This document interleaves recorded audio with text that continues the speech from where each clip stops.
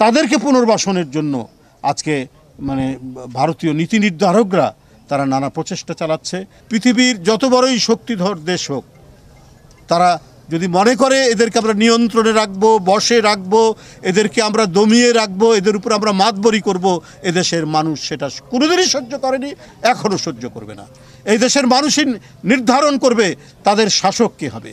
তারাই ভোট দিয়ে ঠিক করবে কোন দলকে তারা নির্বাচন করবে, তারাই দেশ শাসন করবে। এই জন্যই আমাদের 16 বছরের নিরবচ্ছিন্ন আন্দোলন সংগ্রাম আমরা করে গেছি। আমরা নিজেরা বুকে গুলি বরণ করেছি, আমরা নিপীড়নের শিকার হয়েছি, অত্যাচারের শিকার হয়েছি, তারপরেও শেখ হাসিনার কাছে কেউ আত্মসমর্পণ করেনি। যে নিশ্চয়ই একটা অবাধ সুষ্ঠু নির্বাচন হবে, একটা যৌক্তিক সময়ের মধ্যে হবে। আমরা মনে করি সেই যৌক্তিক সময় আমরা দলের পক্ষ থেকে এবং যারা এই আন্দোলন সংগ্রামে ছিলেন আরও অনেক দল যে দাবি করেছে, সেই দাবির পরিপ্রেক্ষিতে আমার মনে হয় আমরাও যে একেবারে কালকেই দিতে হবে সেটা বলিনি, আমরা বলেছি একটা যৌক্তিক সময়ের মধ্যে, ডিসেম্বরের কথা আমরা বলেছি। তো সেই ক্ষেত্রে তাদের মধ্যে আলাপ আলোচনা হওয়ার পরে নিশ্চয়ই একটা যৌক্তিক সময়ের মধ্যেই আমাদের অন্তর্বর্তীকালীন সরকার তারা নির্বাচন কমিশনকে জানাবে যে কবে ভোটটা হবে।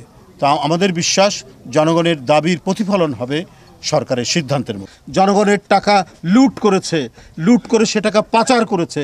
যাদের বাড়িঘর এখন Dubai, Canada, Sydney, Australia, Malaysia, যারা একেবারে মানে বেহেশতের স্বর্গীয় সুখ লাভ করে সেখানে অবস্থান করছেন, যারা পালিয়ে গেছেন, আর যারা মানে বেশি দূর যেতে পারেননি তারা পার্শ্ববর্তী দেশে আশ্রয় নিয়েছেন।